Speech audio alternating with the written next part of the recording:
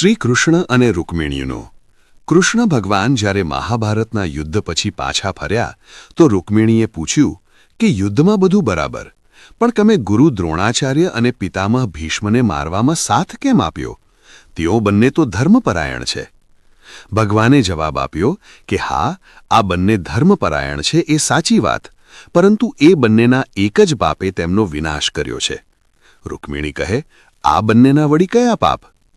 શ્રીકૃષ્ણે કહ્યું, ભરી સભામાં જ્યારે દ્રૌપદીનું ચીરહરણ થયું ત્યારે આ બંને પણ ત્યાં ઉપસ્થિત હતા.